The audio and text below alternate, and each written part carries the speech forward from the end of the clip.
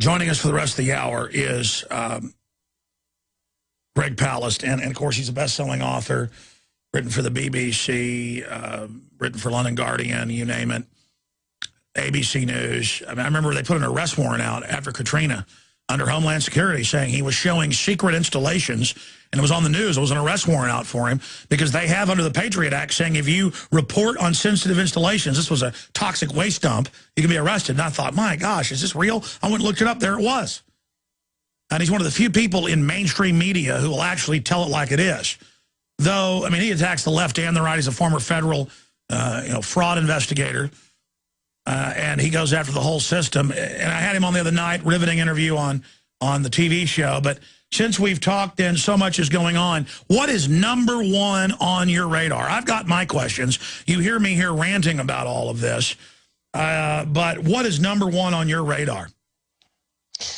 Well, Alex, I would say number one on my radar is the end of democracy.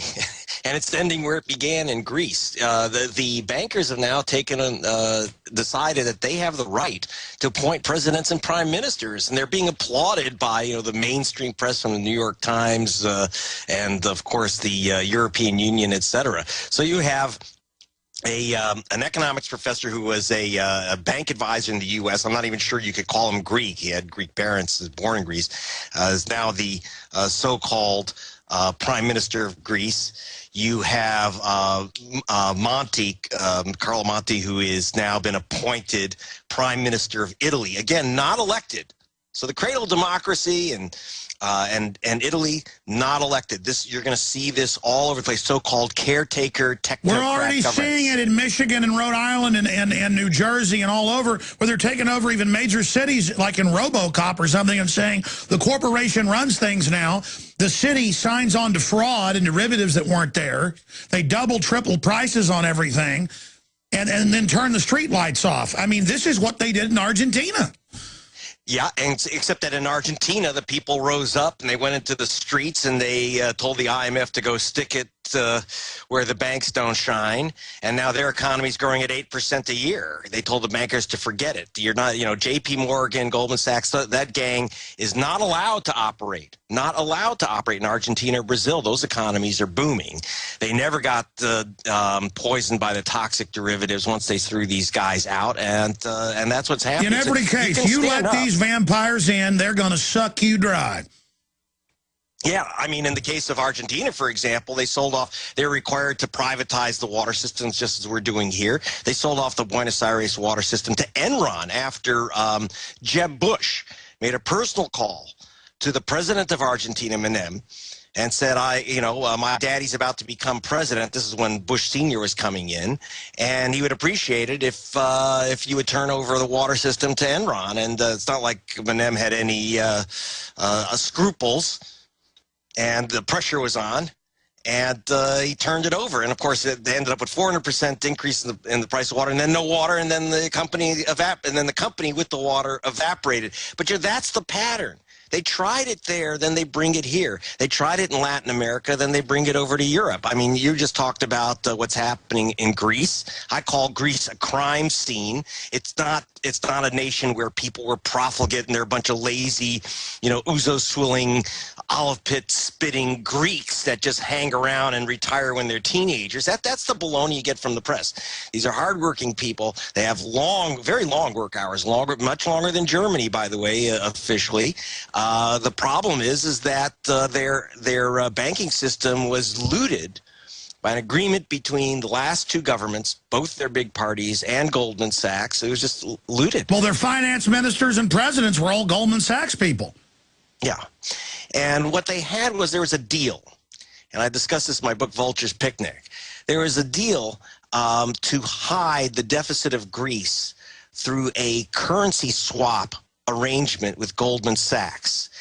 Goldman, on paper, took a multi-billion-dollar loss, which Goldman never deliberately takes a multi-billion-dollar loss on anything. It was a phony, and there's a secret agreement to pay them back at usurious interest rates, plus they got a $500 million fee.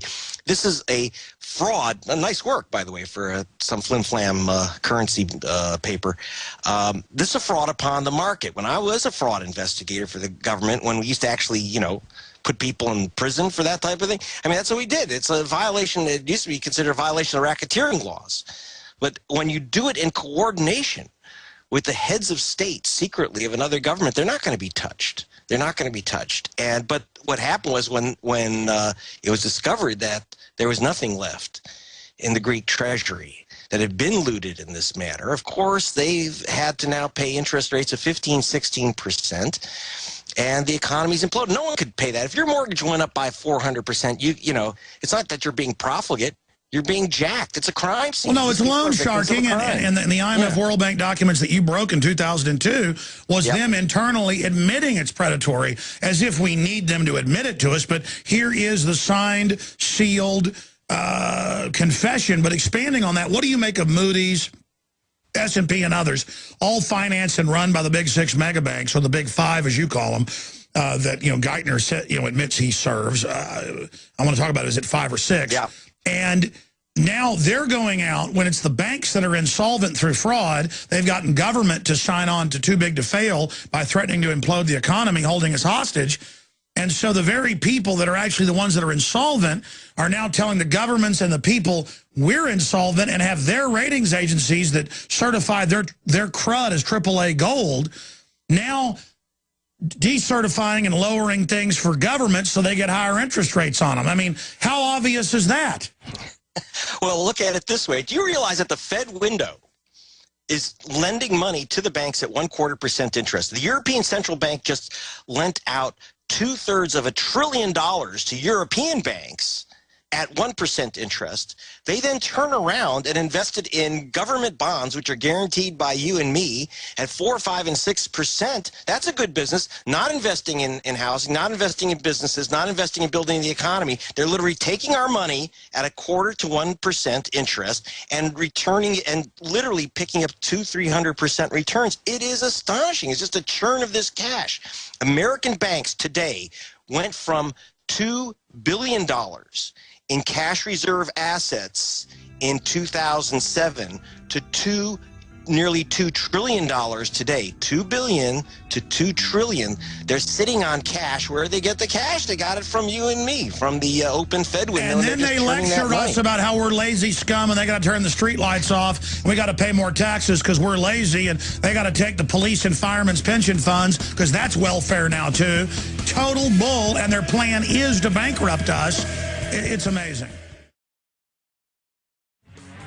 The book is Vultures Picnic. Excellent. Available at bookstores everywhere, gregpalast.com. I'm going to give the toll-free number out to discuss what's happening in Greece, to discuss what's happening here in the United States, because you better believe, you think this recession going into depression is bad, the bankers on record say they plan on imploding us, because then they buy stuff up even cheaper. They mass all the wealth, have government regulators shut down their competition. I've got to call this fascism, but because it's global, people go, but isn't fascism nationalistic? The manifestation of fascism in the 30s and 40s was. This is not. What would you call this, Greg Palast? Corporate fascism or corporate crony kleptocracyism? What's your term? The answer would be yes on that. Actually, the technical term meaning of fascism, and I've read Mussolini's works, by the way, is a combination of government and corporate governance, which they consider good. As they say, wealth creators taking over. Yeah, technically it is fascism, because when you have banks appoint the presidents, that's the actual technical definition of fascism. So indeed, that's what it is. What we have in Greece, and what we're going to see here when they're getting rid of so-called entitlements. And by the way, the reason they're called entitlements is you're entitled to it. You paid insurance you've paid for your Social Security. That happens to be your account. You've paid for your Medicare. That's an insurance plan. Well, they announced 2 weeks ago they've already raided most of the federal pension funds and put IOUs in there.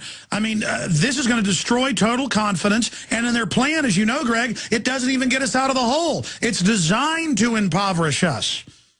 Yes, and in fact, what we see in Europe now is that the guys who set the fire, like I say, Greece is a crime scene. We see it in Italy, Portugal, Spain. Now it's moving into Finland, Hungary, and across to the UK, Ireland. What's happening is the guys who set the fires are picking up all the property at the fire sales. I mean, the Germans right now, German industries and the wealthy of Germany are doing to Greece what their Panzer divisions couldn't do, which is basically a full-scale takeover. Well, they're right, So, and the Greeks are pointing that out. But you're absolutely right. They're doing through economic conquest and by a stealthier mode what Napoleon couldn't do. yeah, and what we're going to see in the U.S. Is privatizations. We just saw today both parties in Congress have agreed to put up spectrum for sale to AT&T, Verizon. The big boys will own the entire spectrum. It used to be public airwaves. It was something we own, and the reason is that we are have a desperate deficit problem. So we're going to be selling off the family jewels. In the high def radio spectrum that opened up dozens and dozens of channel spaces in talk radio, this is something I know about. They're giving almost none of them to even local mom and pops or community stations. It's all to the mega corporations to put canned comedy on or nothing. I mean, so absolutely that's happening as well, and they will not give it to local community stations. Yeah, and a lot of it is you're going to see secure private corporate networks, like the Koch Industries has its own secure communication system. So you're going to see basically corporations set up kind of an internal communications and intelligence operations of their own. And that's where the spectrum will go. It's very, but again, they're selling off public property, public right. How else are you going to keep the banks on this churn? As I said, and when we talk about the destruction being part of the plan, as I said, when I got these documents from inside the IMF and the World Bank and the WTO, which I show in Vultures Picnic, I didn't just say, it could have been junk, it could have been made up stuff that I pulled off some crazy site or something, but it wasn't. I got it inside, but I had to get it confirmed. I went to the head of the WTO, Pascal Lamy, and he confirmed the authenticity of my documents. So did Joe Stiglitz, the Nobel Prize-winning economist, who was chief economist for the World Bank. He didn't give me any documents, but he was willing to confirm their authenticity, and I took them even to some heads of state. And one of the things that I went over with Stiglitz, which shocked me, it said it looks like they're actually figuring on destruction and riots in these plans. Like if there are riots, like we had in Greece, the bank burnings, like we had in Argentina, riots in the streets, in Ecuador, that then gives the excuse to bring the tanks into the street. There's repression. There's then a caretaker, so-called caretaker government, in other words, appointed government. Then they sell off the properties. So it's kind of in the plan, the destruction. Well, yeah, that drives down the prices, and it's all right there in the plan.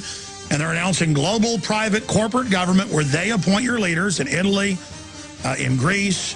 They're moving towards that in Ireland. They tried that in Iceland. I want to ask you about Iceland when we get back. I want to look at the war front, internet censorship, and calls. Straight ahead with Greg Palast. I'm Alex Jones.